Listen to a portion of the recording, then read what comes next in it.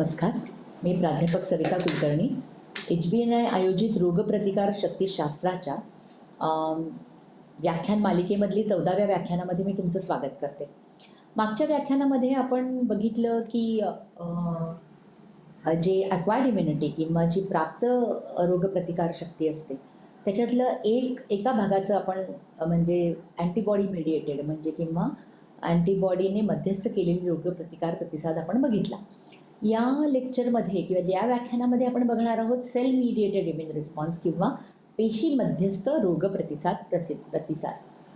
तर ह्या अनुकूल रोगप्रतिकार प्रणालीमध्ये CD8 सायटोटॉक्सिक टी सेल्स महत्त्वाचे असतात आणि त्याचप्रमाणे जन्मजात आणि अनुकूल म्हणजे इनेट आणि ॲक्वायर्ड रोगप्रतिकार प्रणालीला जोडणाऱ्या NK टी सेल्सचा ह्याच्यात समावेश असतो. त्याचप्रमाणे NK सेल्स पण ह्या सगळ्यातलं एक महत्त्वाचं सिमिलॅरिटी म्हणजे समानता अशी आहे की ह्या सगळ्या ज्या इफेक्टर पेशी आहेत किंवा परिणामकारक पेशी आहेत त्यांचं लक्ष पेशींना त्या ॲपॉप्टोसिस घडवून आणतात आणि हे त्यांचं ॲक्शन आहे. ओके, तर ह्या सायटोटॉक्सिक पेशी केवळ आंतरपेशीय रोगजनक आणि म्हणजे विषाणू जीवाणू हे जे आतमध्ये आहेत तेवढेच नष्ट करत नाहीत, तर ते ट्यूमर पेशींना किंवा तापमान आघातामुळे पण ज्या पेशी डिस्टॉर्टेड झालेल्या आहेत अशा पेशींनासुद्धा नष्ट करण्यात महत्त्वाची भूमिका बजावतात. CTL आणि NK पेशीज ह्या ॲलोजेनिक अवयव प्रत्यारोपणातली म्हणजे ॲलोजेनिक ऑर्गन ट्रान्सप्लांटमधल्या पेशी नाकारण्यामध्ये पण भूमिका बजावतात आणि पेशी मध्यस्थ प्रतिसाद हा नेहमी परक्या किंवा बदललेल्या स्व म्हणजे ऑल्टर्ड सेल्फ वैशिष्ट्य दर्शवणाऱ्या कोणत्याही पेशीला ओळखण्यासाठी आणि तिच्यावर हल्ला करण्यासाठी तयार असतो. तर आता लिनेज कमिटमेंट आपण पूर्वीच्या आपण टी सेल डेव्हलपमेंट म्हणजे ज्याची प्रगती कशी होते त्याच्यात आपण बघितलं आहे की जेव्हा थायमसमध्ये CD4 CD8 double positive cells जेव्हा बाहेर पडतात तेव्हा त्यांना ठरवायचं असतं की ते CD8 होतील का CD4 होतील. तर असं या कायनेटिक सिग्नलिंग मॉडेलमध्ये असं आढळून आलं आहे किंवा तसं त्यांनी प्रस्ताव आणला आहे की पहिल्यांदाच TCR CD4 MHC2 यांचा परस्पर संवाद साधला जातो आणि CD4 वंशाच्या पेशी वाढल्या जातात, विकसित होतात आणि त्याच्यानंतर ह्या म्हणजे CD8 तर वाढतच नाहीत पण त्यांना वाचवलं जातं IL-4मुळे आणि नंतर CD8 IL-4मुळे CD8 वंशात त्यांचा फरक करण्यात ते प्रोत्साहन दिलं जातं. अर्थातच आणखीन 2 ट्रान्स्क्रिप्शन फॅक्टर आहेत THPOK आणि RUNX3. हे जे आहेत ते अनुक्रमे CD4 आणि CD8ला हे करतात प्रतिबंध करण्यासाठी म्हणजे त्या लिनिएजमध्ये जाण्यासाठी हेल्प करतात. म्हणजे THPOK CD4ची अभिव्यक्ती सक्रिय करतो तर RUNX3 CD8ची अभिव्यक्ती. आता आपण बघूया की CD8 प्रिकर्सर किंवा पूर्वसूचकापासून आपल्याला इफेक्टर टी सेल CTL ची कशी निर्मिती होते.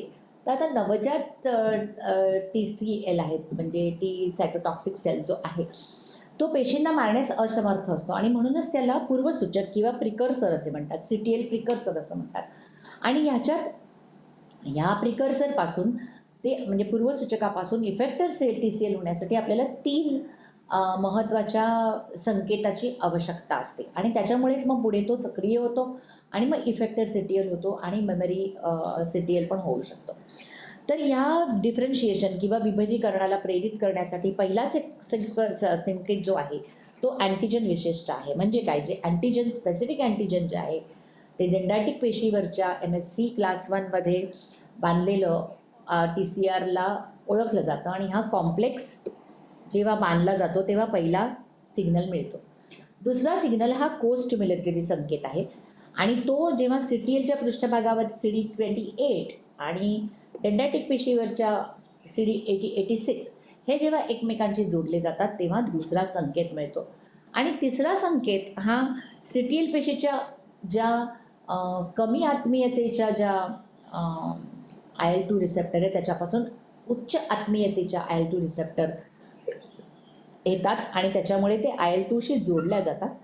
हा IL-2 हेरपल्टीपासून मिळतो तसाच CD8 स्वतः पण ते तयार करतात.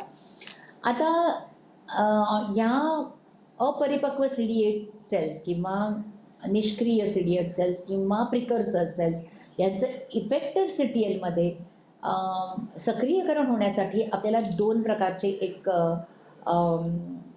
मॉडेल्स अवेलेबल आहेत. एक म्हणजे सिक्वेन्शियल ॲक्टिवेशन आणि दुसरं म्हणजे दुसरं आपल्याला आहे ते म्हणजे जेव्हा एकत्रीकरण आणि ट्रायोफॉर्म होऊन जे होतं ते. तर हे आपण सिक्वेन्शियल ॲक्टिवेशन आपण जेव्हा बघू तेव्हा म्हणजे क्रमवार सक्रियकरण तुम्ही म्हणू शकता. हे निष्क्रिय पेशी संलग्न होण्यापूर्वीच एक CD पेशी परवाना नसलेल्या डेंड्रायटिक सेल्स म्हणजे लायसन्सिंग नाही झालं आहे. असं लायसन्सिंग म्हणजे काय होतं ते आपण बघणार आहोत. तर त्या ह्या CD4 त्याच्या CD4 सेल्स या लायसन्सिंग नसलेल्या मॅक्रोफाज किंवा डेंड्रायटिक सेल्सना बांधलं जातं आणि त्याला लायसन्सिंग करतं. लायसन्सिंग केल्यामुळे हा डेंड्रायटिक सेल्स सायटोकाईन प्रोड्यूस करतो आणि क्रॉस प्रेझेंटेशन करतो. आता क्रॉस प्रेझेंटेशन आपण बघितलेलं आहे की एक्झॅक्टली काय होतं आणि आता पण आपण बघणार आहोत.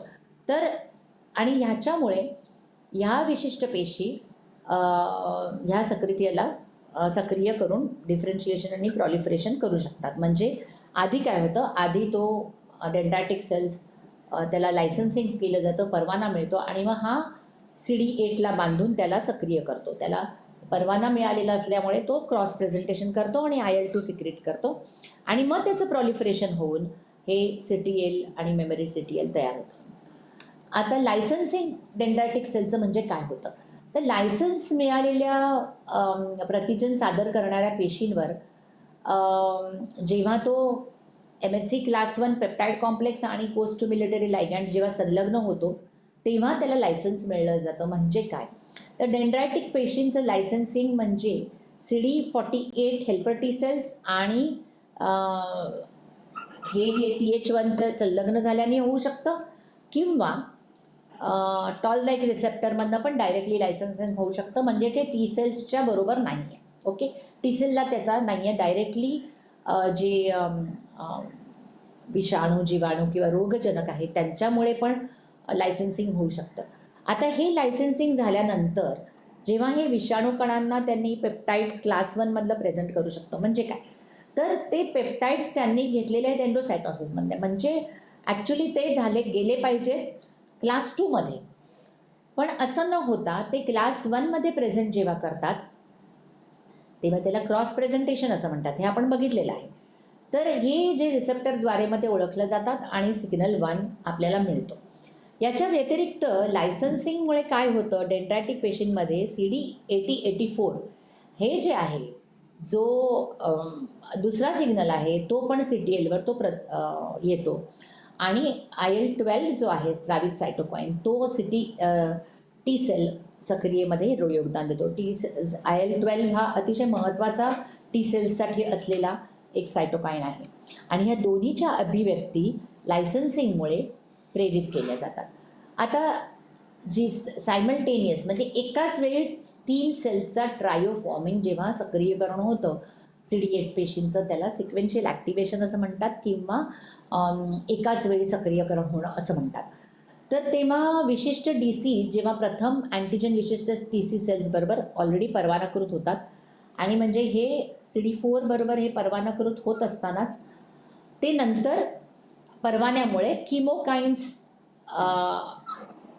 सोडतात जे CCL3, CCL4 आणि CCL5 असतात. हे किमोकाईन्स त्या CD8 जे सक्रिय नाही आहेत त्यांना आकर्षित करतात कारण त्याच्यावरचा CCR5ला ते बांधले जाणार असतात. ओके, आता ह्याच्यामुळे काय होतं, हे ऑलरेडी परवानाधारक झाले त्याच्याशी बांधल्यामुळे आणि मग ते हे आता डायरेक्टली त्यांनी विषाणू आतमध्ये घेतलेले आहेत त्याला क्रॉस प्रेझेंट करतात या CD8 सेल्सला आणि सिग्नल 1 प्रदान करतात. त्याच्यानंतर अशा प्रकारे आणि अर्थातच मग सिग्नल 2 पण येणार कारण त्याच्यात हे पण बांधले गेलेले असतात आणि त्याच्यामुळे हे सक्रियकरणाला मदत होतं. ओके, तर ह्या सक्रियकरणामुळे एकाच वेळी CTLP, डेंड्रायटिक सेल्स आणि हेल्पर CD4 सेल्स यांचं एक त्रिकूट किंवा सेल्युलर ट्रायो तयार होतं. आता डेंड्रायटिक पेशींच्या परवान्यामुळे अर्थातच परत आपण जसं मगाशी बघितलं तसं CD80 आणि 86चे को-स्टिम्युलेटरी मॉलिक्यूल होतात, त्याच्यामुळे सिग्नल 2 येतो आणि त्याच्यानंतर प्रतिसाद म्हणून IL-2 रिसेप्टरची अभिव्यक्ती अपरेग्युलेट व्हायला सुरुवात होते. आता ही अभिव्यक्ती अपरेग्युलेट झाल्यानंतर IL-2 जो आहे तो टी पेशींना सिग्नल 3 पुरवतं आणि त्याच्यामधनं IL-2 यायला लागतं आणि हे IL-2 यांना बांधलं जातं. हे CD25 म्हणजे IL-2चा रिसेप्टर आहे. तो IL-2 बांधल्यामुळे हा CD8 स्वतःसुद्धा IL-2 तयार करतो आणि हेल्पर टी सेलमधनं पण IL-2 येतो आणि त्याच्यामुळे त्याच्या पुढे त्याच्या विभेदनाला म्हणजे डिफरन्सिएशनला पुढे काम होतं आणि त्याच्यानंतर मेमरी टी सेल्स किंवा CTLमध्ये त्याचं रूपांतर होतं. आता हे ह्या सक्रियकरणामुळे किंवा ॲक्टिवेशन किंवा डिफरन्सिएशनमध्ये कुठले बदल होत जातात. तर CTLमध्ये एक तर पहिल्यांदा त्याचं Cl2 जी अल्फा साखळी आहे CD25 आपण बघितली ती खूप जास्त व्यक्त होत नसते आणि ते जास्त प्रमाणात तयार करत नाहीत, हे जे प्रिकर्सर्स असतात ते. पण जेव्हा ते साईट आणि त्यांच्यात अर्थातच सायटोटॉक्सिक क्रियाशीलता पण नसते. पण सिग्नल 1 आणि 2 हे दोन्ही या अल्फा IL-2 साखळी जी तयार असते आणि स्वतः IL-2 या दोन्हीची अभिव्यक्ती प्रेरित करतात आणि मग संपूर्णपणे सक्रिय झाल्यानंतर हा CTL काय करतो, त्याचं कसं डिफरन्सिएशन तर ग्रॅन्झाईम आणि पॉर्फायरिन यासारखी प्रथिनांची अभिव्यक्ती सुरू करतो. हे आहेत लायटिक ग्रॅन्युल्स म्हणजे विघटनकारी कण असं तुम्ही म्हणू शकता. हे पॅक केलेले असतात ग्रॅन्युल्समध्ये आणि ते मुक्त झाल्यानंतर ते लक्ष्य पेशींमध्ये टार्गेट पेशींमध्ये अपोप्टॉसिस किंवा पेशी मृत्यू घडवून आणू शकतात. आता हे CTL इतके त्या ऑर्गॅनिझमला किंवा जीवाला इतके धोकादायक आहेत कारण त्याच्याकडे एवढे पॉर्फॉयरिन्स आणि ग्रॅन्झाईमसारखे ग्रॅन्युल्स आहेत जे पेशींचा नाश करू शकतो.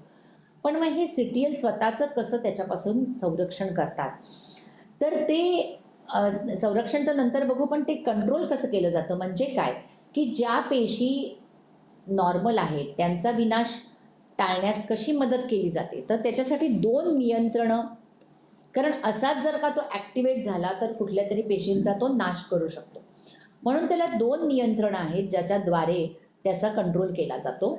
तर एक म्हणजे THC पेशी सक्रिय होण्यापूर्वी त्याला दोन्ही पेशींना प्रतिजन ओळखण्याची अट आहे. म्हणजे काय, म्हणजे हा जो TH सेल्स आहे, टी हेल्पर सेल्स आहे, टी सायटोटॉक्सिक सेल्स आहे, हे दोन्हीसुद्धा अँटीजन विशिष्ट पाहिजेत. ओके, म्हणजे त्या अँटीजनला विशिष्ट असे दोन्ही सेल्स इथे आले पाहिजेत आणि ते तरच त्याच्याद्वारे तो सायटोटॉक्सिक टी सेल्स होईल आणि त्याच्यामुळे प्रतिक्रियेविरुद्ध एक प्रकारे संरक्षण मिळतं. म्हणजे स्वतःच्या सेल्सबरोबर हे असं करणार नाही, कारण दोन्ही हे सेल्स वेगवेगळ्या सेल्समध्ये एकाच अँटीजनची विशिष्टता पाहिजे किंवा स्पेसिफिसिटी पाहिजे. नियंत्रण 2 असं आहे की टी सेल रिसेप्टर एंगेजमेंटद्वारे जे नेव्ह CD सेल सक्रिय होईपर्यंत IL-2 नाही रिसेप्टर व्यक्त होत नाही. म्हणजे ही स्पेसिफिक सेल बाइंडिंग झाल्यानंतरच IL-2 रिसेप्टर व्यक्त होतात आणि मगच आणखीन ॲक्टिवेट होतं आणि त्याच्यामुळे या वस्तुस्थितीमुळे एकच सुनिश्चित होतं की केवळ अँटीजन स्पेसिफिक CTLच वाढतात आणि त्याचे सायटोटॉक्सिक बनतात. आता आपण आधी पण बघितले आहे की इम्युनॉलॉजिकल सिनॅप्स होतं जेव्हा आपण ॲक्टिवेशन बघितलं होतं टी सेल ॲक्टिवेशन CD4चं हेल्पर टी सेल्सचं, तेव्हा आपण असं बघितलं की यांच्यात एक आंतरक्रिया स्थापित करण्याचं वेगवेगळ्या सिग्नलिंग घटना, नंतर APC यांच्या आंतरक्रिया, या सगळ्या घटना या TH पेशी आणि APC मधल्या जशा असतात तशाच असतात. आता पहिली गोष्ट काय तर TCR CD3 कॉम्प्लेक्स बरोबर MHC1 सहयोगातला पेप्टाईड अँटीजनला बाइंड होणं. म्हणजे हे काय आहे, हा TCR CD3 आहे आणि हा TCR CD3 बरोबर MHC क्लास 1मध्ये आणि हे अँटीजन आहे. हे बांधणं सगळ्यात महत्त्वाचं आहे. ओके, आणि त्याच्यानंतर ते बांधल्यानंतर ही जी प्रक्रिया आहे ती अर्थातच हे इम्युनॉलॉजिकल सिनॅप्स आहे ह्याच्यामध्ये हे बनायला ती चालना देते. आणि दुसरं म्हणजे आपण जर का ह्याचा क्रॉस सेक्शन घेतला तर आपल्याला दिसेल हे मधलं वलय आहे आणि ह्याच्या बाजूला तुम्हाला अधिजन रेणू मॉलिक्युल्स किंवा आसंजन रेणूचं एक बाह्य वलय आहे. आता इथे कुठले आसंजन रेणूज आहेत बरं? हे म्हणजे हे आहे ICAM1 LFA1 आणि LFA3CD2. हे सगळे बाजूला तुम्ही क्रॉस सेक्शन घेतला तर आपल्याला दिसेल मध्ये हे TCR आणि बांधलेले आहेत, TCR CD3 आणि MHC क्लास 1 विथ अँटीजन, आणि बाहेर हे आपल्याला सर्कल दिसेल अधिजन मॉलिक्युलचं. तर हे सायनॅप्सिस प्रामुख्याने ह्या इंटिग्रिन रिसेप्टर LFA1 आणि ICAM यांच्या आंतरक्रियेमुळे हे तयार झालेलं आहे हे सगळे रिसेप्टर. तर हा सिनॅप्स जो आहे तो याच्यामुळे तयार झालेला आहे. आता जेव्हा ह्याच्या पण मध्ये सुद्धा जेव्हा TCR सिग्नल LFA1 जो आहे हा LFA1 पहिल्यांदा असा घडी घातलेल्या अवस्थेमध्ये असतो आणि त्याचं जर का उच्च आत्मीयतेच्या अवस्थेत रूपांतर करायचं असेल असं आणि म्हणून तो ICAMला बांधला जातो, तर हे आत बाहेर सिग्नलिंगचा हा परिणाम आहे. आणि त्याच्यामुळे जेव्हा एक TCRने बांधलं गेल्यामुळे एक सिग्नलिंग कास्केड असते आणि त्याच्यामुळे हे सगळं घडतं आणि तो LFA जो रचनात्मक बदल होऊन तो सरळ होतो, हा सरळ झाला आणि त्याच्यानंतर त्याच्यामुळे तो बांधण्यासाठी उपलब्ध होतो ICAM1ला. आता हे सायटोटॉक्सिक इफेक्टर फंक्शन जे आहे अतिशय महत्त्वाचे आहे. त्यात वेगवेगळ्या स्टेप्स आहेत. तर या स्टेप्समधलं पहिली गोष्ट अर्थातच की CTL आणि लक्ष्यपेशी यांचं संयुग होणे, त्याला किस ऑफ डेथ असं सुद्धा म्हणतात. आणि इम्युन सायनॅप्स जो आपण मगाशी बघितला तो त्या दोन पेशींमध्ये तयार होतो, म्हणजे CTLमध्ये आणि लक्ष्यपेशीमध्ये एक सायनॅप्स तयार होतो आणि त्याच्यामध्ये पण एक इम्युन सायनॅप्स तयार होतो. आणि त्याच्यानंतर हा सेंट्रोझोम आहे त्याच्यामुळे म्हणजे मायक्रोट्युब्युल ऑर्गनायझिंग सेंटर, ओके, किंवा MTOC पण त्याला असं म्हणतात. तर त्याच्यामुळे हे सगळं आंतरक्रिया एका ठिकाणी ध्रुवीकृत म्हणजे पोलराईज होते. पोलराईज झाल्यामुळे हे सेंट्रोमेअर आहे इथे आहे आणि ही पोलराईज झाल्यामुळे सायटोप्लाझ्मिक रिअरेंजमेंट होते आणि मध्ये हे सगळीकडे ते ग्रॅन्युल्स जे आहेत ते पोलराईज होतात. आता पोलराईज झाल्यामुळे किंवा ध्रुवीकृत झाल्यामुळे हे गॉल्जी स्टॅक्स जे असतात किंवा गॉल्जी, कारण हे सगळे ग्रॅन्युल्स असतात ते गॉल्जी बॉडीजमध्ये तयार होतात. तर हे गॉल्जीज सगळे एका साईडला येतात, त्याचे ग्रॅन्युल्स त्यांच्या संपर्क बिंदूमध्ये किंवा रिपोझिशनमध्ये येतात, संपर्क बिंदूमध्ये आले आणि त्याच्यानंतर हे ग्रॅन्युल्स घटक एक्झोसायटोसिसद्वारा लक्ष्य पेशीच्या पृष्ठभागावर सोडले जातात आणि त्यामुळे ही पेशी अपॉप्टॉसिससाठी प्रेरित होते. आता ह्या ग्रॅन्युल्समध्ये प्लाझ्मा मेम्ब्रेनचं विलिनीकरण होतं आणि काही मध्यस्थ रिलीज होतात आणि काही वेळेला फास्ट लायगॅन्डचं पण अंतर्भाव असतो आणि त्या लक्ष्यपेशीवरच्या फास्टला ते बांधले जातात आणि त्याच्यामुळे अपॉप्टोसिसला सुरुवात होते. आणि ह्या संयुगाच्या विघटनानंतर हा परत निघून जातो, तो त्याचा पुनर्वापन होऊ शकतो, रिसायकलिंग होतं CTLचं आणि तो दुसऱ्या लक्ष्यपेशीला मारू शकतो आणि ह्या लक्ष्यपेशीचं अपॉप्टॉसिस होतं. आता पुढे आपण बघूया की त्याच्यातले जे ग्रॅन्युल्स आपण म्हटलं, ग्रॅन्झाईम, ज्या ग्रॅन्युल्समध्ये ग्रॅन्झाईम आणि परफॉयरिन हे दोन प्रकार आहेत. तर हे ग्रॅन्युल्समध्ये जे मॉलिक्युल्स आहेत लक्ष्यपेशींना मारण्याची प्रक्रिया आहे आणि जी लक्ष्यपेशींची डायरेक्टली पेशींचं नुकसान करतात ते म्हणजे पोरफॉयरिन नावाचं जे छिद्र निर्माण करण्याचं प्रोटीन आहे. ते 65 KDA एक मोनोमर म्हणजे सिंगल त्याचं पेप्टाईड असतं आणि ग्रॅन्झाईम नावाचं हे सेरीन प्रोटीएज आहे. सेरीन प्रोटीएजचं नावावरूनच माहिती आहे की प्रोटीएजला ते चॉप करणार, ओके. तर हे सेरीन प्रोटीएज आहे, ग्रॅन्झाईम हे, आणि परफॉयरिन हे एक छिद्र निर्माण करणारं प्रोटीन आहे किंवा प्रथिन आहे. हे संयुग झाल्यानंतर लगेचच हे CTL ग्रॅन्युल्स आहेत ते मायक्रोट्युब्युलवर लक्ष्यपेशींना संपर्क साधण्याच्या तिथे जागेत स्थलांतर होतात. हे आपण मगाशी बघितलं, हे जरा मी मोठं करून दाखवलं आहे. आणि त्याच्यानंतर ते वेसिकल्स बाह्य आवरणाशी एकरूप होतात आणि ते आतमध्ये जंक्शनच्या जागी सोडले जातात. आता जेव्हा हे परफॉयरिन मोनोमेर्स असतात ते पेशींच्या आवरणाच्या संपर्कात येतात. हे संपर्कात आले इथे. हे संपर्कात आल्यानंतर काय होतं, तर त्याच्यामध्ये एक ॲम्फिपॅथिक डोमेन असतो, तो उघड होतो. हे डोमेन उघड होतो आणि त्याच्यामुळे हे कॅल्शियमच्या ॲक्च्युली उपस्थितीत होतं. कॅल्शियम वाढतं, कॅल्शियम 2+ वाढतं आणि त्याच्यामुळे हे जे पॉर्फायरिन आहे याचं पॉलिमरायझेशन आहे. या पॉलिमरायझेशनमुळे ॲक्च्युली 5 ते 20 नॅनोमीटर एवढ्या व्यासाची छिद्र तयार होतात इकडे. ही छिद्र तयार होतात. ओके, म्हणजे काय होतं, आधी एक ग्रॅन्युल्स आले, ते एकमेकांना बांधले गेले. त्याच्यानंतर ते ॲलिफॅथिक डोमेन उघडं होतं. ते पॉर्फायरिन आत शिरतात. मग त्यांचे मोनोमेर्स कॅल्शियमच्या ह्याच्यामध्ये पॉलिमर्स होतात आणि ते असे बांधले जातात आणि बांधून त्यांचं नंतर ते छिद्र तयार करतात. आता ह्यात जेव्हा ग्रॅन्झाईम असतात, ते ग्रॅन्झाईम कसे असतात, ते लक्ष्यपेशींच्या पृष्ठभागांवर मॅनोज 6 फॉस्फेट असतात, ते रिसेप्टरला ते बांधले जातात आणि ते एंडोझोम वेसिकल्समध्ये आत घेतले जातात. आता ह्या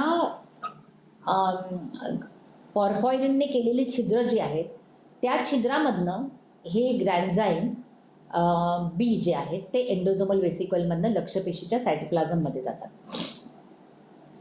आता ते लक्ष्यपेशीच्या एकदा सायटोप्लाझममध्ये आल्यानंतर म्हणजे 2 प्रकारे त्याचा एक भाग असतो. एक तर पॉर्फायरिनमध्ये छिद्र निर्माण झाले आहेत त्या लक्ष्यपेशीच्या मेम्ब्रेनला. दुसरं म्हणजे हे ग्रॅन्झाईम आत आलं आहे. आता या ग्रॅन्झाईमची प्रक्रियांची एक साखळी सुरू होते आणि त्यामुळे DNA लक्ष्यपेशीच्या DNAचे 200 बेस पेअरचे तुकडे बनायला लागतात, ऑलिगोमर्स. आणि हे DNAचे तुकडे होणं, DNA फ्रॅगमेंटेशन, हेच ॲपॉप्टोसिसचे मुख्य वैशिष्ट्य आहे. आता ग्रॅन्झाईम प्रोटीएजेस आहेत ना, म्हणजे सेरिन प्रोटीएजेस आहेत, ते डायरेक्टली DNAचे तुकडे करू शकतील का? नाही, ते प्रोटीएजेस आहेत. तर त्यांच्याऐवजी ते ॲक्च्युली काय करतात, तर ते लक्ष्यपेशींमधल्या ॲपॉप्टोटिक मार्गांना सक्रिय करतात आणि मग ॲपॉप्टोसिसमध्ये जे DNAचे तुकडे होण्याचं काम आहे ते केलं जातं. अपॉप्टोटिक प्रक्रियेमध्ये ते DNA फ्रॅगमेंटेशनचं काम केलं जातं. तर आता या संपर्कात आल्याच्या काही मिनिटातच CTL मध्यस्थीने होणारी हत्या केवळ फक्त विषाणू संक्रमित पेशींनाच मारत नाही, तर त्या पेशीमधल्या विषाणूच्या DNAला सुद्धा ते नष्ट करू शकतात. आता आणखीन एक आहे की हे CTS स्वतः ग्रॅन्झाईम्स क्रियेपासून स्वतःचं कसं रक्षण करतात. त्यांचे स्वतःचेच ग्रॅन्झाईम्स आहेत आणि ग्रॅन्युल्स आहेत आणि परफॉयरिन्स आहेत, मग त्यांना का नाही ते अफेक्ट करत. तर ते त्यांच्या तुलनेत अतिशय प्रतिरोधक आहेत, रेझिस्टंट आहेत. त्यासाठी वापरत असलेली कार्यपद्धती अजून पूर्णपणे समजली नाही आहे. तरी पण त्यांच्यामध्ये सेरिन प्रोटीएज इनिबिटर्स, ज्यांना सर्पिन्स असं म्हणतात, ते त्यांच्यात असतात आणि ते खूप मोठ्या प्रमाणात असतात आणि म्हणूनच ते ग्रॅन्झाईम पी या क्रियेपासून त्यांची संरक्षण करतं असं आढळलेलं आहे. पण अर्थातच ही क्रिया अद्यापही पूर्णपणे समजली नाही आहे. आता आपण येऊया की काही CTLमध्ये परफॉयरिन ग्रॅन्झाईमची कमतरता आढळून येते. मग अशा वेळी ते कसे सायटॉलिसिस करतात, म्हणजे सेलचा लिसिस कसं करतात, तर ते अशा प्रकरणात हा सायटोटॉक्सिसिटी जी आहे ती फास्ट म्हणजे CD95 द्वारे मध्यस्थी केली जाते. आता हे ट्रान्समेम्ब्रेन प्रोटीन आहे जे अनेक प्रकारच्या पेशींमध्ये व्यक्त होतं. हे TNF रिसेप्टर कुटुंबाचा एक भाग आहे आणि त्याचा नैसर्गिक लायगॅन्ड आहे फास्ट लायगॅन्ड, म्हणजे फास्ट एल. तो पण TNS कुटुंबाचा सदस्य असून हे जेव्हा क्रॉसलिंक केलं जातं तेव्हा त्याला मृत्यूचा डेथ सिग्नल देतात किंवा मृत्यूचा संकेत देऊ शकतात. तर फास्ट लायगॅन्ड हे CTLद्वारे सिंथेसिस केले जाते, संश्लेषित केले जाते आणि ग्रॅन्युल्स मेम्ब्रेनमध्ये ते स्थिरावते आणि हे जे मेम्ब्रेन फ्यूज झाल्यानंतर CTL मेम्ब्रेनचा ते एक भाग बनते. आता लक्ष्यपेशींवर फास्ट आहे आणि CTLवर फास्ट लायगॅन्ड आहे. याची जेव्हा क्रॉसलिंक केलं जातं किंवा ते एकमेकांशी बांधले जातात तेव्हा ॲपॉप्टोसिसला चालना दिली जाते आणि मग लक्ष्यपेशी मरतात. आता फास्ट उत्परिवर्तनामुळे किंवा फास्टमध्ये जर का म्युटेशन झालं, उत्परिवर्तन म्हणजे म्युटेशन, तर दोन्ही उंदीर आणि मानवांमध्ये दोन्हीमध्ये अनेक आपल्याला डिझीज उद्भवू शकतात. म्हणजे ज्या लोकांमध्ये फास्टच्या अर्थात उंदरांमध्ये अर्थात आपण स्वतःहून हे टाकणार आहोत आणि मानवांमध्ये हे दिसलेले आहेत आणि त्याचं त्याचा ॲक्च्युली शोध घेण्यासाठी किंवा त्याचा अभ्यास करण्यासाठी उंदरांमध्ये तेच म्युटेशन आपण क्रिएट करतो आणि बघतो की कुठल्या प्रकारचे डिझीज किंवा विकार उद्भवतात. आता लिम्फोप्रॉलिफरेशन उत्परिवर्तनासाठी समयुगी किंवा होमोझायगस असलेल्या हा जो LPR म्युटेशन होमोझायगस म्युटेशन असलेल्या उंदराच्या पेशीपटलावर अतिशय कमी किंवा अजिबातच फास्ट लायगँड तयार होत नाहीत. म्हणजे हे अर्थातच उदाहरण आहे आणि त्याच्यामुळे त्यांना खूपच प्रकारचे ऑटोइम्युन डिझीज तयार होतात आणि कारण त्यांच्या बेसिकली पेरिफेरलमध्ये self resistant auto reactive lymphocytes नष्ट म्हणजे जे ऑटो रिॲक्टिव्ह लिम्फोसाईट्स असतात ते नष्ट होत नाहीत आणि त्याच्यामुळे हे ऑटो इम्युनिटीमध्ये जे आहे ती वाढली जाते कारण ते ऑटो इम्युन जे लिम्फोसाईट्स आहेत ते नष्ट होत नाहीत. त्याच्यावरनं असं दिसतं की येस हे फास्ट लायगँड अतिशय महत्त्वाचं आहे म्हणून. आणि असाच एक विकार आपल्याला एक दिसतो तो म्हणजे ALPS किंवा कॅनेथ स्मिथ सिंड्रोम, जिथे स्वयंप्रतिरोधक लिम्फोप्रॉलिफरेटिव्ह सिंड्रोम असं त्याला म्हणतात. तर ऑटोइम्युन सिंड्रोम आहे ऑफकोर्सच. तर तो अशा मानवी रुग्णांमध्ये अवलंबून होतो ज्यांच्यामध्ये फास्ट किंवा फास्ट लायगँड किंवा फास्ट सिग्नलिंग याच्यामधला अनुवंशिक दोष आढळून येतो. तर आता आपण बघूया की पोर्फायरिन असो, पोर्फायरिन गॅन्झाईम्स असो किंवा फास्ट लायगँड असो, दोन्ही प्रकारे त्यांची पेशी मारण्याची पद्धती ही सिग्नलिंग मार्गानेच सक्रिय होते आणि ती अपोप्टोसिसला प्रेरित करते. आता अपोप्टोसिसद्वारे पेशींचा मृत्यू हे प्रमुख वैशिष्ट्य आहे आणि त्याचं अपोप्टोसिसद्वारे हा मृत्यू हा नेहमीच सिरिन प्रोटीज कॅस्पेज त्याच्यामध्ये खूप असतात आणि हे ॲस्पॅटिक ॲसिड अवशेषानंतर ते विभाजित करतात. हे सिरिन प्रोटीएजेस कॅस्पेजेस. ओके. आता कॅस्पेजेस या संज्ञेमध्ये त्या घटकाचा त्याच्यामध्ये सेरीन प्रोटीएजेस असू शकतात, सिस्टीन प्रोटीएजेस असू शकतात. तर हे सेरीन नाही सॉरी सिस्टीन प्रोटीएजेस आहे.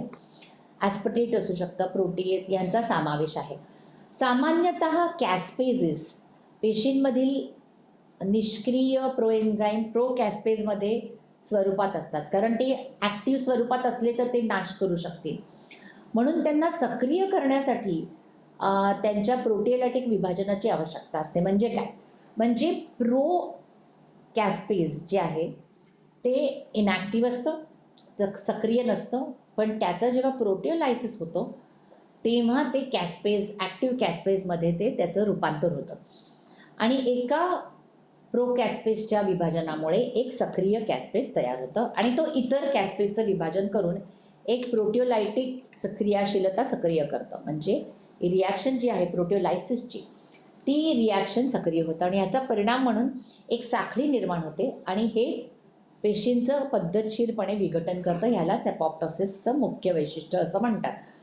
आता आपल्याला माहिती आहे की म्हणजे डझनाहून अधिक कॅस्पेजेस आढळले गेलेले आहेत आणि त्या प्रत्येकाची स्वतःची विशिष्टता असते. पण सामान्यपणे 2 श्रेणीमध्ये ह्या कॅस्पेजचं आपण विभाजन करू शकतो. एक म्हणजे कॅस्पेजेस जे कॅस्केड सुरू करतात त्यांना आरंभक कॅस्पेजेस असं म्हणतात. तर थेट अपोप्टोसिस जे सुरू करतात त्यांना प्रभावी कॅस्पेजेस असं म्हणतात. तर आता इंडक्शन ऑफ अपोप्टोसिस आपण बघणार आहोत. आता एक म्हणजे अर्थातच फास्ट मार्ग आहे आणि दुसरा आहे पोर्फायरिन ग्रॅन्झाईम मार्ग. तर या लक्ष्यपेशींमध्ये अपोप्टोसिसचे 2 मार्ग आहेत हे आपण बघितलेले आहे. एक फास्ट मार्ग आहे, एक ग्रॅन्झाईम आणि पोर्फायरिन ग्रॅन्झाईम मार्ग आहे. तर या ग्रॅन्युल्स मेम्ब्रेनद्वारे पोचलेल्या CTLsचा फास्ट लायगँडद्वारे जेव्हा ट्रायमेरिक लक्ष्यपेशींमधील ट्रायमेरिक फास्ट आणि CTLमधला फास्ट लायगँड यांच्यामध्ये लायगेशन होतं आणि त्याच्यामुळे एका इनिशिएटर कॅस्पच्या सक्रियतेला ते प्रेरित करतं. म्हणजे आता इथे बघा हे फास्ट पाथवे आहे. ह्याच्यात फास्ट इथे आहे, ही आहे अर्थातच लक्ष्यपेशी किंवा टार्गेट पेशी आणि ही आहे CTL. ही CTL आहे, हे टार्गेट पेशी आहे आणि CTLवरच्या फास्ट लायगँडला लक्ष्यपेशीमधला फास बांधला जातो आणि हे बांधताना Fas associated protein with death domain FIDD हे जे असतं त्याच्याबरोबर हे बांधलं जातं. हे तिन्ही असं बरोबर बांधलं गेल्यानंतर प्रोकॅस्पेसिस 8 हा जो आधी रिॲक्टिव्ह नसतो त्याचं कॅस्पेज 8मध्ये रूपांतर होतं आणि ह्या कॅस्पेज 8चं रूपांतर झाल्यानंतर एक ॲपॉप्टोटिक कॅस्केड ही सुरू होऊ शकते. आता ही ॲपॉप्टोटिक कॅस्केड सुरू हे तुम्हाला माहिती आहे की कॅस्पेज 3मधनं ही ॲपॉप्टोटिक कॅस्केड सुरू होते आणि मग त्याच्यानंतर अपॉप्टॉसिस सुरू होऊन त्याचा नाश होऊ शकतो त्या लक्ष्यपेशीचा. ओके, आता पोर्फायरिन आणि ग्रॅन्झाईमच्या मार्गाने सुरू झालेला अपॉप्टॉसिस जो असतो तेव्हा हे तुम्हाला माहिती आहे की पोर्फायरिन ग्रॅन्झाईम्स आले, पेशीमध्ये आले, आतमध्ये आल्यानंतर ते या सायटोप्लाझममध्ये हे होतात इफेक्टर ग्रॅन्झाईम थेट हे ग्रॅन्झाईम जे असतात ते थेट प्रोकॅस्पेज 8चे विभाजन करू शकतात. म्हणजे हे डायरेक्टली याचं विभाजन करू शकतात पोर्फायरिन ग्रॅन्झाईम्स आणि त्याला सक्रिय करू शकतात. त्याचप्रमाणे ते प्रोअपॉटोटिक बीड जो प्रोअपॉटोटिक BCL2 कुटुंबातला एक सदस्य आहे बीड, त्याचं विभाजन करून त्याला सक्रिय करतात आणि त्याच्यामुळे मायटोकॉन्ड्रिया चा सायटोक्रोम C सोडण्यास मदत होते. आणि सायटोक्रोम Cचा आणखीन एक अपॉप्टॉसिसमध्ये 2 पाथवेज आहेत. त्याच्यातला हा एक पाथवे आहे membrane dependent mitochondrial membrane dependent जो आहे त्याच्यामध्ये ह्या सायटोक्रोम Cमुळे ॲक्च्युली प्रोकॅस्पेज सायटोक्रोम C नंतर APAF1 आणि ATP आणि प्रोकॅस्पेज 9 यांच्या समोर एकत्र येऊन एक अपॉप्टोझोम फॉर्म होतो आणि हे आहे ॲपॉप्टॉसिस प्रोटीएज ॲक्टिवेटिंग फॅक्टर हा आहे आणि हा प्रोकॅस्पेज 9 आहे. याचा एक अपॉप्टोझोम फॉर्म केल्यानंतर तो परत अपॉप्टॉसिस कॅस्पेज 9 आहे तो प्रोकॅस्पेज 3चे परत विभाजन करून परत हा अपॉप्टॉसिसचा पाथ ॲक्टिवेट करतो आणि सेल अपॉप्टॉसिस होतो. म्हणजेच काय की वेगवेगळ्या ठिकाणी ते बांधले गेल्यामुळे त्याच्यामुळे वेगवेगळ्या प्रकारचे 2 पाथवेज असले तरी पण फायनली ते हा पाथवे इंड्यूस करतात आणि मग सेलची डेथ होते. आता सबसेट्स आपण बघितले इफेक्टर TCTLचे तर 2 सबसेट्स आहेत. आपण बघितले होते की T हेल्परमध्ये सुद्धा TH1 आणि TH2 असे 2 हेल्पर आपण प्रकार बघितले. तसेच CD8मध्ये सुद्धा TC1 आणि TC2 असे 2 पेशी असतात आणि हे TH1 TH सारखेच त्यांचे सायटोकाइन्स प्रोफाईल वेगवेगळे असतात आणि त्यांच्या विकासाला ते चालना देतात. जसं CTL पेशींचा CTL1 किंवा TC1 याच्याकडे रूपांतर होण्यामध्ये IFN गॅमा ते स्त्रवतात पण ते IL-4/9 स्त्रवत नाहीत. तर CL4च्या उपस्थितीमध्ये TC2 पेशींमध्ये त्या विकसित होतात ज्या IFN गॅमापेक्षा जास्त प्रमाणात IL-4 आणि IL-5 स्त्रवतात. म्हणजे TH1 आणि TH2 सारखेच त्यांचे पण प्रकार आहेत. या दोन्ही उपप्रकार अतिशय शक्तिशाली किलर आहेत. म्हणजे असं नाही की TH1 जास्त आहे किंवा TH2 जास्त आहे, परंतु TC1मध्ये जास्त पोर्फायरिन ग्रॅन्झाईम आणि फास्ट लायगँड मध्यस्थीमुळे दोन्ही वापरू शकतात. तर TC2मध्ये फक्त पोर्फायरिन आणि ग्रॅन्झाईम वापरताना दिसलेले आहेत. आणि या अभ्यासातून पुष्कळशा अभ्यासातून असं सूचित झालेलं आहे की 2 उपचनचे रोगाचे नियमन वेगवेगळ्या भूमिका बजावतात आणि एका विशिष्ट मॉडेलवर विश्वास अजून ठेवण्यासाठी आपल्याकडे पुरेसं ज्ञान अवेलेबल नाही आहे. आता आपण दुसरा प्रकार बघितला म्हणजे काय, आता सेल मीडिएटेड इम्युन रिस्पॉन्स म्हणजे पेशी मध्यस्थ इम्युन रोगप्रतिकार प्रतिसाद. याच्यामधला एक सेल्स आपण बघितला तो म्हणजे सायटोटॉक्सिक T सेल्स किंवा CTL जो CD8 सेल्स आहे. आता दुसरा सेल प्रकार आपण बघणार आहोत किंवा पेशी प्रकार बघणार आहोत तो आहे नॅचरल किलर सेल्स. पेशी मध्यस्थ प्रतिकारशक्तीमध्ये नॅचरल किलर सेल्स हे अतिशय महत्त्वाचे आहेत आणि आपल्याला माहिती आहे की आपण आधी पण बघितलं आहे की हे नॅचरल किलर सेल्स हे जन्मजात रोगप्रतिकार प्रणालीमध्ये अतिशय महत्त्वाचे आहेत आणि त्यांची स्पेसिफिसिटी नसते, हे आपण आणखीन बघितलेलं आहे. तर ह्याची संख्या 5 ते 10% आहे आणि संसर्गाविरुद्ध अतिशय महत्त्वाची पहिली फळी असं म्हटलं जातं. ते अर्थातच जन्मजात लिम्फॉइड म्हणजे इनेट लिम्फॉइड सेल्समधनं तयार होतात आणि संरक्षणाच्या सुरुवातीलाच ते अनुकूलित प्रतिकारशक्तीला उत्तेजित करतात किंवा नियंत्रित करतात आणि ऊतींच्या विकासाला आणि पुनर्रचनेमध्ये सुद्धा ते भाग घेतात.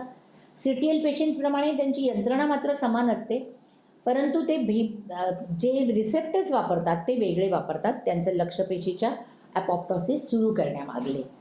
आता नॅचरल किलर सेल्स हे सायटोकाइन्स जे सिक्रेट करतात, तर ते IFN alpha, IFN beta, IL-12 द्वारे NK सायटोटॉक्सिक क्रियेला चालना मिळते. ओके, आणि ते सर्व विषाणूंच्या संसर्गाच्या पहिल्या टप्प्यात एकदम वेगाने वाढतात. म्हणजे काय, जेव्हा आपण बघूया ह्याच्यावरनं की आता डे ऑफ व्हायरल इन्फेक्शन, जेव्हा पहिला दिवस असतो व्हायरल इन्फेक्शनचा, तेव्हा इंटरफेरॉन अल्फा, इंटरफेरॉन बीटा हे अतिशय वाढलं जातं आणि त्याच्याचबरोबर NK सेल्स पण वाढतात, कारण ते त्यांच्या वाढीला प्रोत्साहन देतात. आणि CTLs यायला बराच वेळ लागतो, जवळजवळ 7 दिवसानंतर CTL, कारण CTLs हे स्पेसिफिक आहेत, तर NK सेल्स स्पेसिफिक नाही, हा ॲक्वायर्ड इम्युनिटीचा भाग असल्यामुळे याला यायला वेळ लागतो. आणि त्याच्यामुळे ह्या दिवसांच्या कालावधीत जेव्हा आपल्याकडे कुठलीच रोगप्रतिकारशक्ती त्या व्हायरसेसला मारण्यासाठी नसते, तेव्हा NK सेल अतिशय महत्त्वाचं काम करतात. हे बघा, आता हे व्हायरलचं टायटर आहे, हे टायटर जेव्हा NK सेल्स वाढतात तेव्हाच ते खाली खाली जायला लागतं आणि अर्थात हे अडल्यानंतर आणखीन रॅपिडली खाली जातं.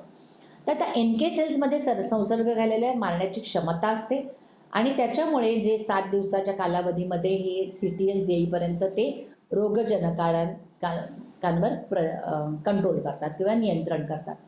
आता आपण त्यांची ॲक्टिव्हिटी बघूया, नॅचरल सेलची कार्यक्षमता बघूया.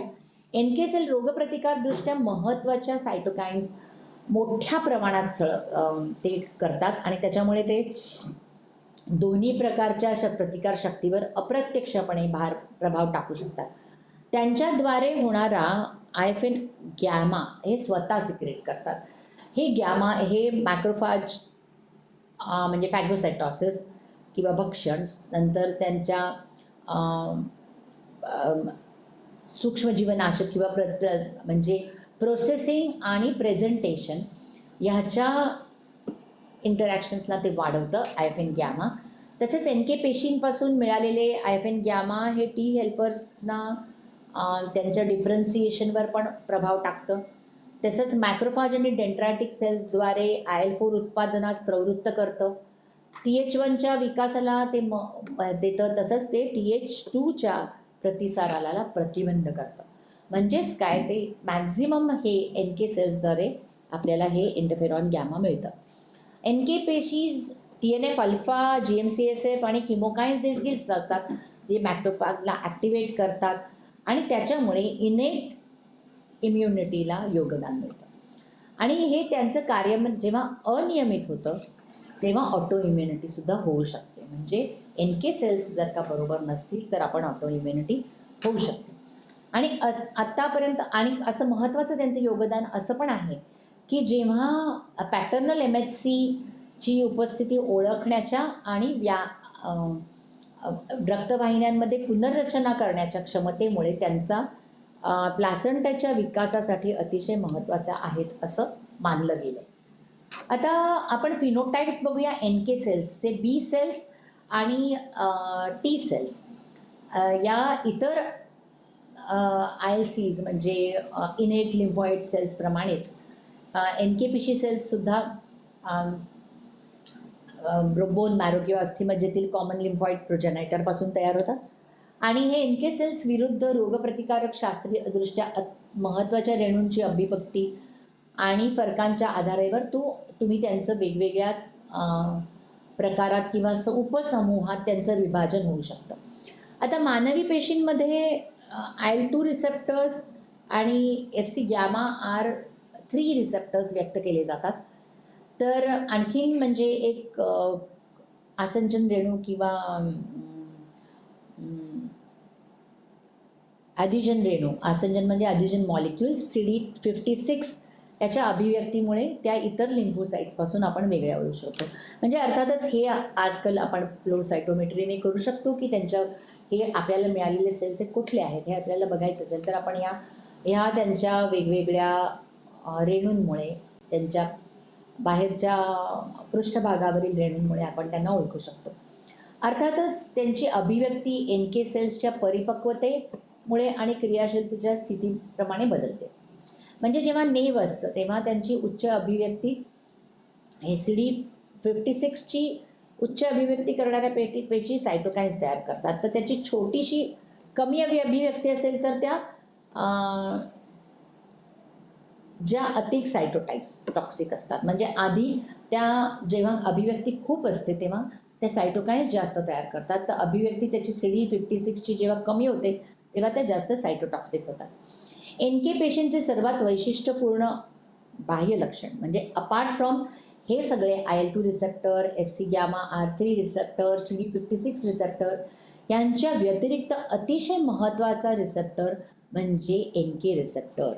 आणि त्याची एक वेगळीच अभिव्यक्ती असते. म्हणजे ती सक्रिय असू शकते किंवा अवरोधक पण असू शकते. म्हणजे इनिबिटरी किंवा स्टिम्युलेटरी ॲक्टिवेटर.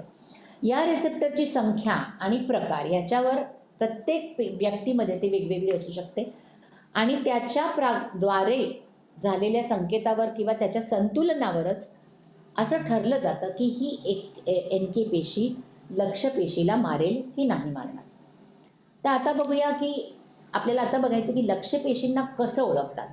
म्हणजे त्याच्यासाठी 2 मॉडेल्स आहेत. लक्ष्य पेशी, NK पेशी, आता ही लक्ष्य पेशी आहे असं NK सेल्सना कसं कळलं तर त्याच्यासाठी त्यांच्याकडे 2 प्रकारचे मॉडेल्स आपण पुष्कळशा संशोधकांनी मांडलेले आहेत आणि ते पुष्कळशा प्रयोगांद्वारे सिद्ध पण झाले आहे. NK पेशींमध्ये अँटीजन विशिष्ट रिसेप्टर नाही आहेत. त्याच्यामुळे ते कसे ओळखतात, कारण आता बी सेल आणि टी सेलला आपल्याला माहिती आहे की त्यांच्याकडे रिसेप्टर्स आहेत. त्यामुळे ते स्पेसिफिक त्यांच्या लायगँडला ओळखतात आणि त्याप्रमाणे ते त्यांच्या क्रिया करतात, इफेक्टर फंक्शन्स करतात.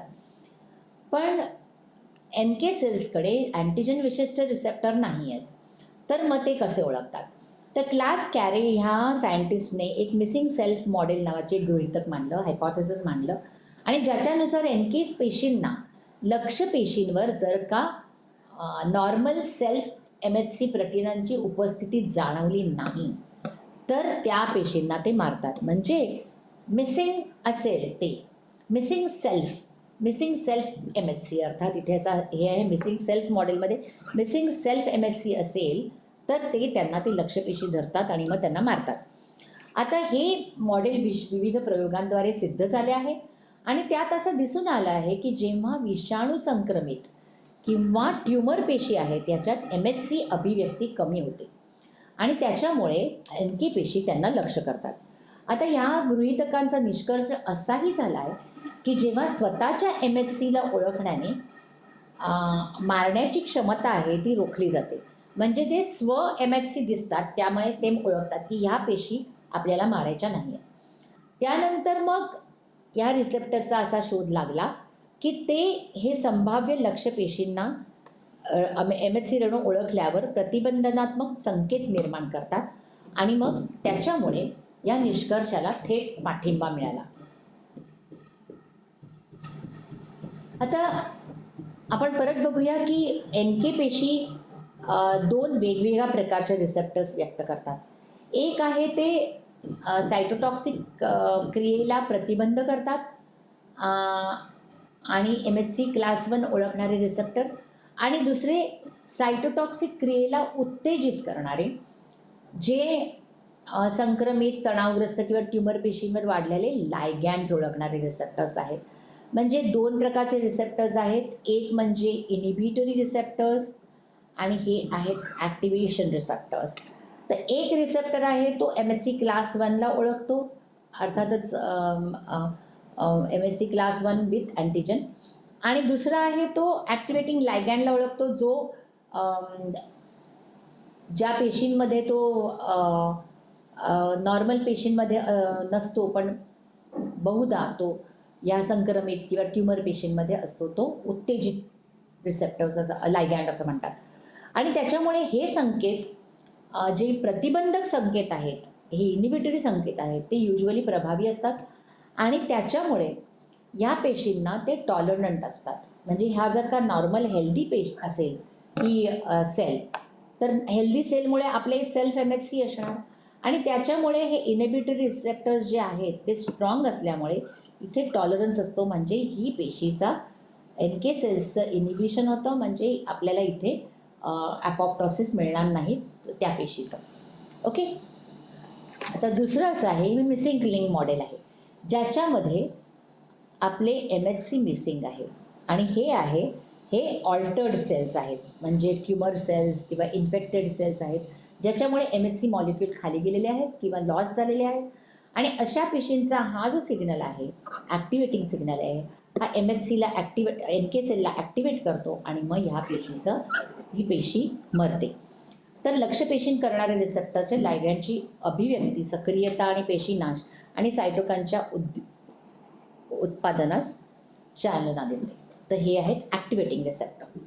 तर आता अलीकडच्याच संशोधनातनं असं दिसतंय की NK पेशी ॲक्च्युली दोन्ही प्रकारच्या संकेताचं निरीक्षण करतात, एकत्रीकरण करतात आणि मग निरोगी पेशी आणि संक्रमित पेशी याच्यातला फरक ओळखतात.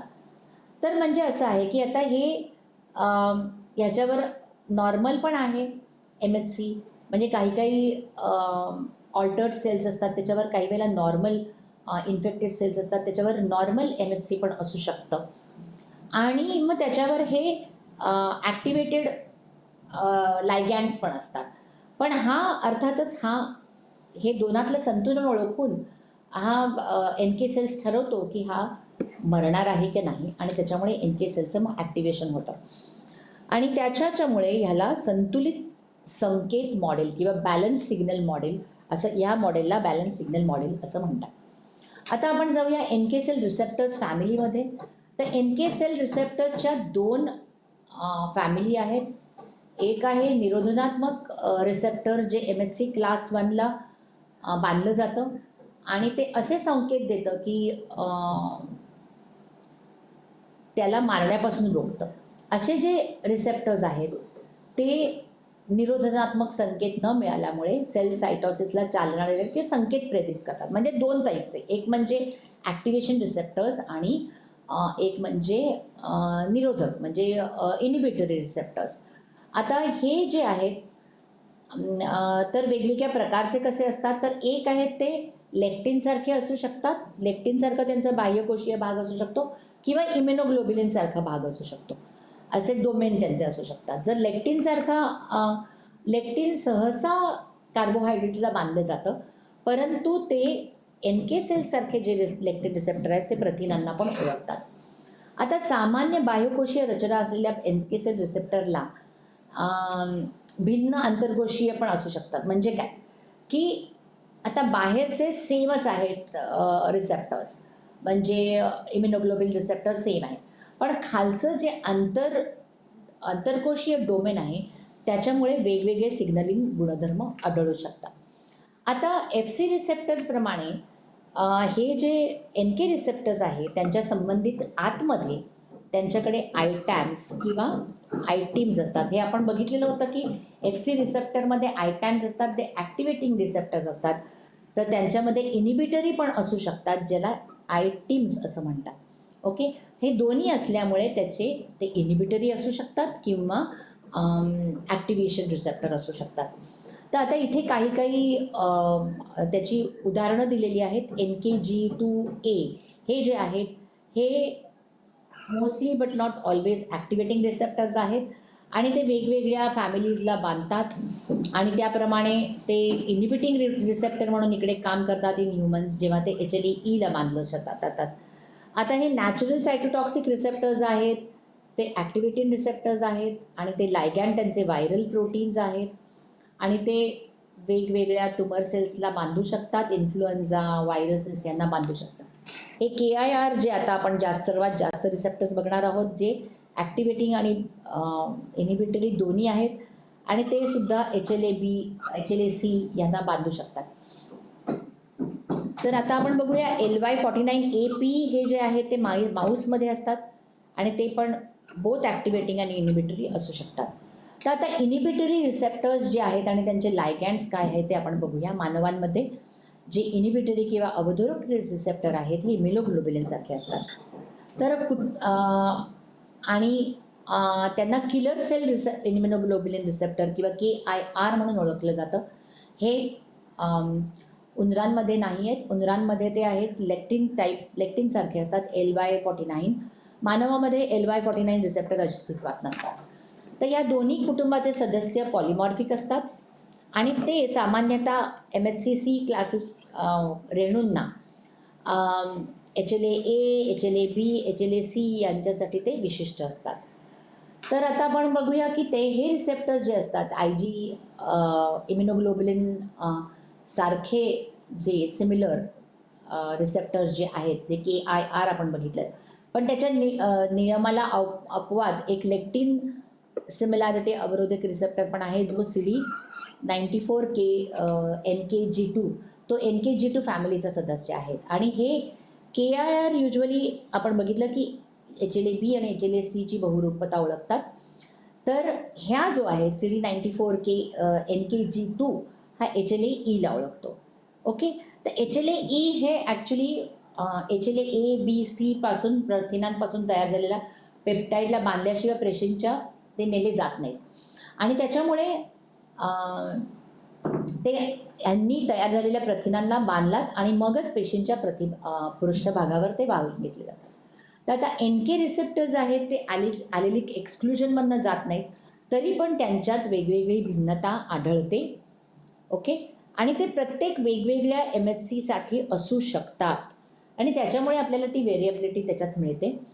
तर वेगवेगळे 6 KIR व्यक्त करणाऱ्या वैयक्तिक मानवी NK पेशी आढळून आलेल्या आहेत आणि प्रत्येक NK पेशीची अनेक KIRs आणि NKG2 रिसेप्टर करण्याची क्षमता असते आणि त्या पेशींद्वारे ते वेगवेगळ्या MHC क्लास 1 प्रकारांना ओळखण्याची शक्यता वाढवते आणि त्याच्यामुळेच ते निरोगी पेशींना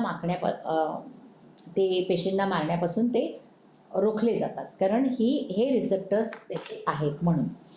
आता आहेत ॲक्टिवेटिंग रिसेप्टर्स. आता ॲक्टिवेटिंग रिसेप्टर्समध्ये काय होतं, ॲक्टिवेटिंग रिसेप्टर्समध्ये अर्थातच ते ॲक्टिवेट होतात. ॲक्टिवेट केल्यामुळे ते सिलेक्टिनसारखेच असतात जास्त करून आणि ते कॅल्शियम अवलंबित कार्बोहायड्रेट्सना ओळखणाऱ्या डोमेनशी संबंधित असतात आणि हे रिसेप्टर्स मात्र NKचे रिसेप्टर्स मात्र प्रथिनांना ओळखतात. आता या दोन्हीमध्ये हे ॲक्टिवेटिंग रिसेप्टर NKG2 फॅमिलीचे असतात आणि आपल्यामध्ये एस्पेशली मानवांमध्ये NKG2D हा महत्त्वाचा सक्रिय करणारा रिसेप्टर्स आहेत आणि त्याचे लायगॅन्ड्स हे नॉन पॉलिमॉर्फिक MHC क्लास 1 रेणू आहेत. म्हणजे आपण बघितलं आहे CD1 जे आहेत आणि ते बीटा मायक्रोग्लोब्युलिनशी संलग्न होत नाहीत आणि त्याच्यामुळे ते लायगॅन्ड्स अनेकदा तणावाखाली तयार झालेल्या पेशींना प्रेरित होतात आणि ते DNAचं नुकसान किंवा संसर्गामुळे, जसे की DNAचं नुकसान किंवा संसर्गामुळे होऊन हे लायगॅन्ड्स तयार होतात. तसंच हे लायगॅन्ड्स NK पेशींचं कार्य सक्रिय करतात आणि म्हणजेच संसर्ग, कर्करोग, उती नुकसानीच्या ठिकाणी सायटोटॉक्सिसिटी किंवा सायटोकाइन्सचं उत्पादन करतात. आता काही रिसेप्टर्स हे फक्त NK क्रियाशीलता वाढवण्यासाठी नसतात. त्याचाच अर्थ असा, ही क्रियाशीलता वाढवणारे जे रिसेप्टर्स आहेत जे क्लास 1 मॉलिक्यूलसारखं रेणूंना ओळखत नाहीत, पण नॉन पॉलिमॉर्फिक MHC क्लास 2 मॉलिक्यूल्सना ओळखतात आणि ते लिपिड्स ओळखतात. आणि ते लिपिड्स, एक मिनिट,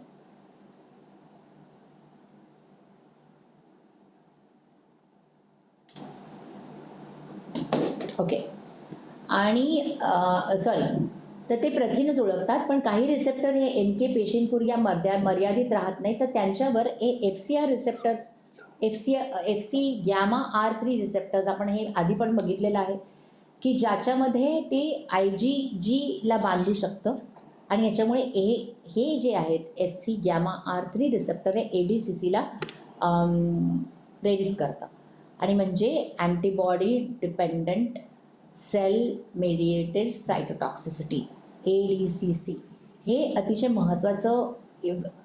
महत्त्वाचं काम आहे NK सेल्सचं. आणि त्याच्यामुळे हे सक्रिय करणाऱ्या रिसेप्टरमध्ये CD2 रिसेप्टर्स पण आहेत आणि प्रो इन्फ्लमेटरी दाहक सायटोकाइन्सचे रिसेप्टर यांचासुद्धा समावेश होतो. म्हणजे अपार्ट फ्रॉम तुमची NKR हे FC गॅमा 3 रिसेप्टर्स किंवा CD2 रिसेप्टर्स आणि दाहक सायटोकाइन्सचे रिसेप्टर यांचासुद्धा समावेश आहे. त्याच्यामुळे सक्रिय करणारे रिसेप्टर्स म्हणून या प्रथिनांच्या सहभागामुळे NK पेशी ह्या संक्रमित किंवा ट्यूमर पेशींच्या निर्मूलनामध्ये भाग घेऊ शकतात. आता NK सेल्सचं लायसनिंग किंवा रेग्युलेशन काय असतं, तर NK पेशी CTLद्वारे वापरणाऱ्या प्रक्रियांप्रमाणेच परफॉयरिन, ग्रॅन्झाईम आणि फॅस्ट मेडिएटेड पेशींना लक्ष्यांना मारतात. पण ह्या परिपक्व झाल्यापासूनच्या क्षणापासून त्या परिपक्व नसतात, म्हणजे सक्षम नसतात मारण्यासाठी. तर त्यांनासुद्धा एक प्रकारचा परवाना मिळणं आवश्यक असतं वापरण्यापूर्वी. ही सायटोटॉक्सिक यंत्रणा वापरण्यापूर्वी एक प्रकारचं लायसन्सिंग त्यांना गरजेचं असतं आणि ते त्यांच्या म्हणजे निरोधात्मक MHC बाइंडिंग रिसेप्टरच्या पहिल्या संगलनित्वद्वारे येतं. म्हणजे काय, पहिलं जेव्हा बांधलं जातं तेव्हा येतं जो इनिबिटरी रिसेप्टर्स असतो त्याच्यामुळे. म्हणजे ही घटना काय असतं, जेव्हा सामान्य पेशींची संवाद साधताना NK पेशींची मारक प्रक्रिया रोखून धरण्याची क्षमता तपासली जाते आणि मग ती तपासल्यानंतरच त्यांना टिक केलं जातं की आता तुम्हाला लायसन्स मिळालं की आता तुम्ही पुढे जाऊन, म्हणजे आता तुम्ही स्वतःच्या पेशींना मारत नाही आहात, नॉर्मल पेशींना मारत नाही आहात, तर आता तुम्ही लक्ष्य पेशींना मारण्यासाठी तुमची सायटोटॉक्सिक यंत्रणा वापरू शकता. आणि मग ही एक प्रकारे स्वतःच्या पेशींची टॉलरन्स टिकवून ठेवण्याची एक महत्त्वाची रणनीती आहे असं मानलं जातं. तर आता विशेषतः NK सेल्सच्या परवानाकरणामुळे त्याच पेशींना सज्ज होऊन मारण्यासाठी तयार होण्याची परमिशन मिळते आणि त्यांच्यामध्ये निरोधात्मक आंतरक्रियाद्वारे सामान्यतः स्वतःच्याच प्रथिनांमध्ये निशस्त्र होण्याची क्षमता असते. म्हणजे हेच की लायसन्सिंगमुळे काय होतं की ते जेव्हा स्वपेशींना बांधले जातात, MHCला बांधले जातात, तेव्हा ते निशस्त्र होतात, म्हणजे ते सायटोटॉक्सिक होऊ शकत नाही. पण जर का सक्रिय करणारे रिसेप्टर्स आले तर ते त्याचा सतत शोध घेत असतात आणि आले का मग त्याच्यानंतर ते उच्च पातळीवरचे लायगॅंड करतात आणि मग त्याप्रमाणे अशा पेशींना ते मारतात. जे ॲक्टिवेट करणारे, सक्रिय करणारे जर का लायगॅंड आहेत हे त्यांना मिळाले तर ते त्या पेशींना मारतात. आता आपण येऊया मेमरी NK सेल्स. तर आता पहिल्यांदा आपल्याला असंच वाटायचं की फक्त B आणि T सेल्स ह्याच फक्त मेमरी निर्माण करू शकतात, कारण त्या अतिशय महत्त्वाच्या इनेट इम्युनिटीचा किंवा ॲक्वायर्ड इम्युनिटीचा, प्राप्त किंवा अनुकूली रोगप्रतिकारशक्तीचा एक भाग आहेत आणि त्याच्यामुळे इनेट इम्युनिटी आपल्याला स्मृती देत नाही, हे असं आपण इनेट इम्युनिटीमध्ये बघितलं आहे. परंतु NK सेल्स मात्र वेगळे आहेत, कारण ते त्यांच्यात सुद्धा स्मृती प्रतिसाद देऊ शकतात. हे आत्ताचं फाइंडिंग आहे आणि अतिशय महत्त्वाचं आहे, कारण याच्यामुळे आपल्या मेडिसिनमध्ये फार महत्त्वाचं असं योगदान आहे किंवा एक कल्पना आपल्याला मिळालेली आहे की जर का त्यांच्यामध्ये मेमरी असू शकते तर लोकांना विषाणू, कारण NK सेल्स तुम्ही बघितलं की विषाणूंविरुद्ध आणि ट्यूमर्स विरुद्ध त्यांची सगळ्यात जास्त क्रिया असते किंवा ॲक्टिव्हिटी असते. तर त्याच्यामुळे जर का विषाणूंविरुद्ध किंवा विशिष्ट ट्यूमरविरुद्ध जर का आपल्याला स्मृती वाढवायची असेल तर आपण त्याचं वॅक्सिनेशन किंवा लसीकरण करू शकतो आणि त्याच्यामुळे आपण एक प्रकारची NK सेल्सची रक्षणासाठी विस्तारित अशी फौज निर्माण करतो, कारण NK सेल्स हे एकदम पहिल्या काळातच उपलब्ध असतात. म्हणजे वेगवेगळ्या विषाणूंच्या विरुद्ध आपण लसीकरण करून NK सेल्सची मेमरी निर्माण करू शकतो आणि कालांतराने ह्या प्रतिसाद सुधारण्याची क्षमता त्यांना असते. आता आणखीन तिसऱ्या आपण पेशींवर येऊया आणि ते म्हणजे NKT सेल्स. NKT सेल्स हे अतिशय महत्त्वाचे आहेत. ते जन्मजात आणि अनुकूल प्रतिकारशक्तीला जोडतात. कारण एक तर ते NKचं पण आहेत आणि त्यांच्याकडे CTL या दोन्ही पेशींचे वैशिष्ट्य आहेत. म्हणजे ते टी सेल्स पण आहेत आणि ते NK पण आहेत. या पेशीच्या प्रकाराला एक संकरित म्हणजे दोन्हीचे गुणधर्म आल्यामुळे NK टी सेल्स असं नाव दिलं गेलं आहे. आणि ह्या पेशी थायमसमध्येच विकसित होतात. अर्थातच टी सेलचा भाग आहेत ते आणि ते अर्थातच अनुकूलित रोगप्रतिकार प्रणालीचे सदस्य आहेत. तर त्या जन्मजात रोगप्रणालीतील पेशींचे वैशिष्ट्यसुद्धा दर्शवतात आणि अर्थातच त्यांचं अँटीजन रिसेप्टरची त्यांची रिअरेंजमेंट होते.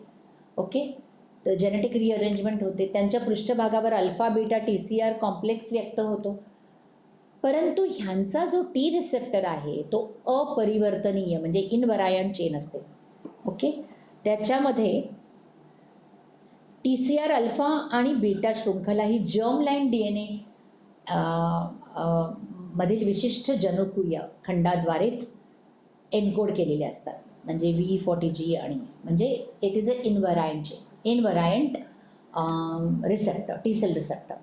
आणि त्याच्यामुळे त्या पेशींना ह्या टाईपच्या TCR अल्फा TCR व्यक्त करणाऱ्या पेशींना अपरिवर्तनीय किंवा INKT पेशी म्हणून सुद्धा संबोधले जाते.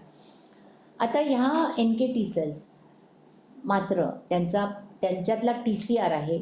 आता बाकीचे आपण बघितले सगळे टी सेल ह्यांना MHC बद्ध पेप्टाइड्सच ओळखले जातात. म्हणजे जसं CD8 किंवा CD4 सेल्स. CD8 हे MHC1 आणि CD4 हे MHC2 मधले पेप्टाइड्स ओळखतात. पण हे टी सेल्स असून सुद्धा ते CD1 द्वारा रेणूंद्वारा सादर केलेल्या ग्लायकोलिपिड प्रतिजनांना ओळखतात. आता NKT सेल्स हेल्पर पेशी आणि सायटोटॉक्सिक पेशी असे दोन्हीही भूमिका बजावू शकतात. आणि ते CD4 आणि CD4 पॉझिटिव्ह आणि निगेटिव्ह या दोन्ही उपसमूहांचा समावेश असतो. आणि त्यांचे सायटोकाईन त्याप्रमाणे वेगवेगळं असू शकतं. म्हणजे त्यांची व्हर्सॅटिलिटी खूप आहे. ओके, त्यांची हत्या जे करतात म्हणजे बेसिकली जे अपॉप्टोसिस करतात ते फास्ट लायगँड आणि फास्ट ह्याच्यावरच अवलंबून असते. त्यांच्यामध्ये सर्वात महत्त्वाचं म्हणजे मेमरी पेशी तयार होत नाहीत. हे अतिशय म्हणजे आश्चर्यजनक आहे. कारण टी सेल असून सुद्धा त्यांच्या मेमरी तयार होत नाही. आणि पेशी ह्या NKT सेल पेशी ही टी लिम्फोसाईटचे अनेक मार्कर्स व्यक्त करतात. परंतु वैशिष्ट्य असं की परंतु NK सेल्सची वैशिष्ट्य असलेली प्रथिनंसुद्धा ते व्यक्त करतात. म्हणून तर त्यांच्यात दोन्ही असतं. टी सेल मार्कर्स पण असतात आणि NK सेल्सचे मार्कर पण असतात. तर इतर माहितीनुसार टी पेशींचा ट्यूमरच्या प्रतिकारशक्तीमध्ये अतिशय सहभाग असतो. आणि जरी आपल्याला माहिती आहे की जास्त ट्यूमर्समध्ये अँटीजेन्स ही प्रथिनं असतात, परंतु त्यांच्या लिपिड प्रतिजनांना सुद्धा ते ओळखतात आणि त्यांच्यावर ॲक्शन करू शकतात. आणि सहसा हे व्हायरसेस जे आहेत ते ग्लायकोलिपिड सहसा व्यक्त करत नसले तरीही NKT सेल्स पेशी त्यांना प्रतिकार करण्यामध्ये योगदान देत असलेलं दिसून येतं. आणि अर्थातच हे आपल्याला अजून माहीत नाही की का असं ते आहे की त्यांच्यातले, कारण हे NKT सेल्स फक्त ग्लायकोलिपिड्सना बांधू शकतात त्यांचे CD1s. तर त्यांच्यासारखे IL-5 gamma, IL-2, TNF alpha आणि IL-4 यांच्यासारखे सायटोकाईन्स निर्मितीद्वारे ते प्रतिसाद घडवून आणतात आणि ह्या घडवण्यात त्यांचं अप्रत्यक्ष भूमिका ते बजावू शकतात. तर आज आपण वेगवेगळ्या ह्या पेशी बघितल्या सेल मिडिएटेड इम्युन रिस्पॉन्समुळे आणि त्यांची सगळी माहिती करून घेतली. तर आज आपण आता इथेच थांबतोय. नमस्कार.